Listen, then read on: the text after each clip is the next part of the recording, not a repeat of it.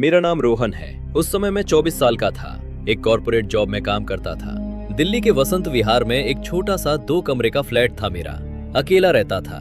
शादी नहीं हुई थी। दोस्त थे पर रात को कोई आता जाता नहीं था। और ये कहानी उसी फ्लैट की है, उन 21 दिनों की जिसने मेरी जिंदगी बदल कर रख दिया। ये सब 2 अक्टूबर को शुरू हुआ। गांधी जयंती का दिन था। ऑफिस छुट्टी थी। मैं पूरे दिन सोया, फिर शाम को बाहर खाना खाया और रात को लगभग 11 बजे सो गया। आधी रात को मैं उठा, ठीक 2:17 पर। मैंने अपनी घड़ी देखी, 2:15। आपने नोटिस किया, डरावनी घटनाएं अक्सर रात 2 से 3 के बीच होती हैं। मेरे साथ भी ऐसा ही था। पर उस रात कोई आवाज नहीं आई, कोई खटखट नहीं। बस मैं उठा जैसे किसी ने मेरी आंखें खोल दी हो। मैं उठा तो बिस्तर पर लेटा रहा। पंखा चल रहा था, बाहर कुत्ते भौंक रहे थे। सब नॉर्मल। तभी मुझे लगा कि कमरे के कोने में कोई खड़ा है, बाएं तरफ, जहां मेरी राखियां और पुरानी किताबें पड़ी थी। मैंने देखना चाहा, पर ध्यान से देखने की हिम्मत नहीं हुई। डर लग रहा था कि कहीं कुछ दिख जाए, तो मैंने उल्टा करवट बदल ली और तकिए में मुंह छुपाकर सोने लगा। सुबह हुई। मैंने अपने आप से कहा, बकवास है, नींद में देखा होगा। लेकिन अगले दिन फिर वही, और फिर अगले दिन, और धीरे धीरे वो एहसास और भी असली होने लगा। अब मैं सिर्फ ये नहीं महसूस करता था कि कोई है, मैं उसकी सांसें सुन सकता था। एक भारी रुक रुक कर आती सांस, जैसे कोई बीमार हो या कोई मरने वाला हो। 5वीं रात। मैंने सोचा, बस आज मैं डट कर सामना करूंगा। कोई भूत प्रेत नहीं होता, सब मानसिक है। रात के ठीक 2:17 बजे, जैसे अलार्म बजा हो। मेरी आंखें खुल गई। इस बार मैंने मुंह नहीं छुपाया। मैं तुरंत उस कोने की तरफ देखा। वहां कुछ नहीं था। मैं जोर से हंसा, बोला, देखा, कुछ नहीं है, बस लोड़ा था। पर मेरी हंसी पूरी नहीं हुई थी कि मेरे बाएं कान में किसी ने फुसफुसाया, रोहन। वो आवाज मेरी अपनी थी और नहीं थी। उसमें मेरा ही स्वर था, पर बिल्कुल विकृत, जैसे कोई रिकॉर्डिंग धीमी कर दी गई हो। मैं वहां पत्थर हो गया। मैं हिल नहीं सकता था। मेरा मुंह खुला था, पर आवाज नहीं निकल रही थी। फिर दूसरी बार उस आवाज ने कहा, रोहन उठ। और मैं उठ गया, अपनी मर्जी से नहीं, जैसे कोई मुझे खींच रहा था। मेरे पैर अपने आप चल रहे थे। मैं बाथरूम के शीशे के सामने जाकर खड़ा हो गया। शीशे में मैं अपना चेहरा देख रहा था, गंदा, नींद से बिखरा हुआ, आंखें लाल। पर सबसे डरावनी चीज थी, मेरे चेहरे पर एक मुस्कान थी।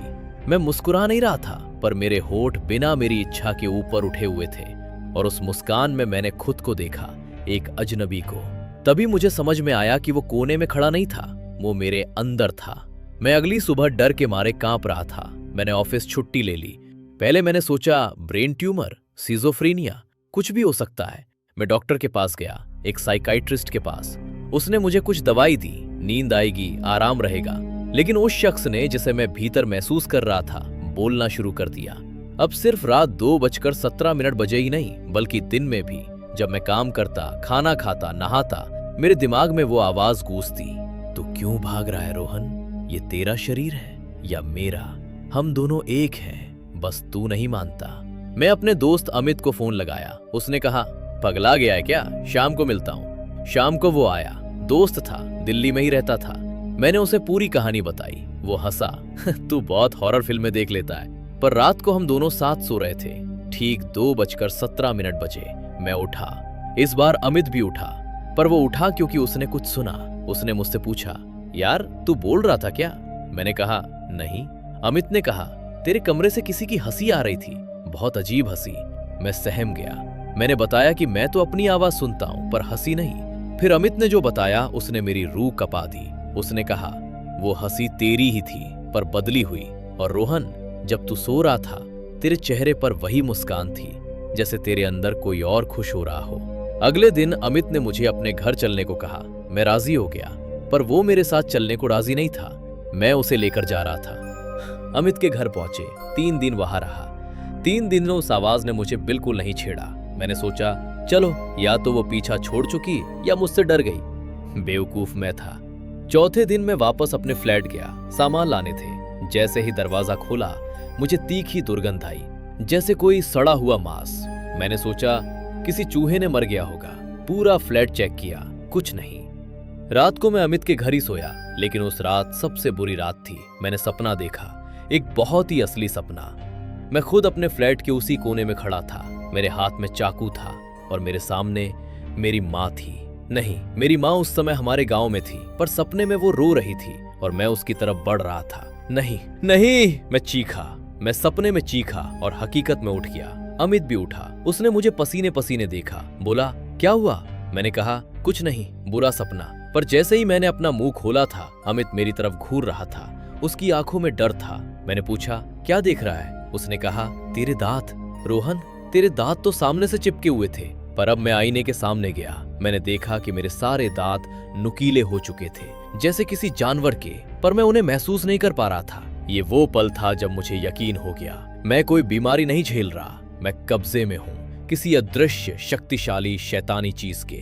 मैंने फैसला किया, सुबह सबसे पहले बाबा के पास जाऊंगा। गांव में एक सिद्ध बाबा है, पर तकदीर को मंजूर था कि अब और इंतजार नहीं होगा। उसी रात 3:30 बजे अमित जोर से चीखा। मैं उठा तो देखा कि मैं स्वयं खड़ा था उसके बिस्तर पर। उसका गला घोट रहा था। मेरे हाथ अमित के गले पर थे और मेरे चेहरे पर वही मुस्कान, अब और भी विकृत। मैं अपने हाथों को हटाने की कोशिश कर रहा था, पर वो शख्स, मेरे अंदर का वो दूसरा, वो और जोर लगा रहा था। मैं कह रहा था, अमित, मैं नहीं हूँ, मुझ पर काबू है। अमित कुछ बोल नहीं पा रहा था। तभी सुबह के 4 बज गए। मुर्गे ने बांग दी और जैसे स्विच ऑफ हुआ, मेरे हाथ छूट गए। मैं वही ढेर हो गया। अमित को बचाने के लिए एम्बुलेंस बुलानी पड़ी। जब अमित अस्पताल से आया, उसने एक ही बात कही, रोहन, या तो तू किसी झाड़ फूक के पास चल, या मैं पुलिस में केस कर दूंगा।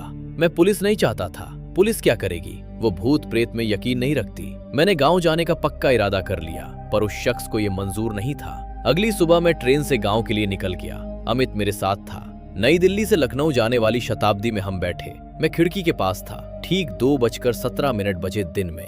मैं जागा था, पर मेरी आंखें खुली थीं। उसने फिर से बात की, सीधे मेरे दिमाग में, रोहन, तू मेरा घर छोड़कर भाग रहा है, पर मैं तुझ में हूँ। तू कहीं भी जाएगा, मैं वहां रहूंगा। तू मुझसे छुटकारा नहीं पा सकता, क्योंकि मैं ही तू हूँ। मैं घबरा गया।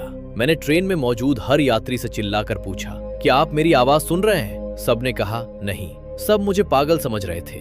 गांव पहुंचे। बाबा का आश्रम था, शमशान बाबा के नाम से मशहूर। उनका असली नाम तो किसी को नहीं पता। वो कब्रिस्तान के पास रहते थे।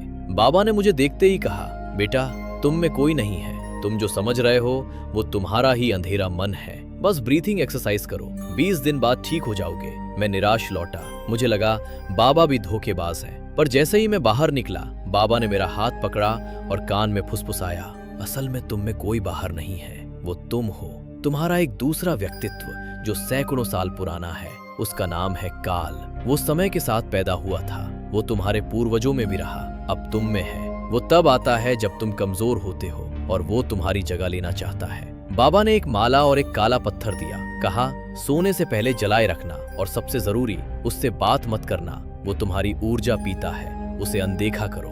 मैंने 21 दिन तक वो किया। पहले कुछ दिन बहुत मुश्किल थे। वो चिल्लाता, ब्लैकमेल करता, मुझे पागल करने की कोशिश करता, पर मैंने एक भी जवाब नहीं दिया। धीरे धीरे उसकी आवाज कम होने लगी। फिर एक दिन पूरी तरह से शांति हो गई। मैंने सोचा ठीक हो गया, लेकिन ये कहानी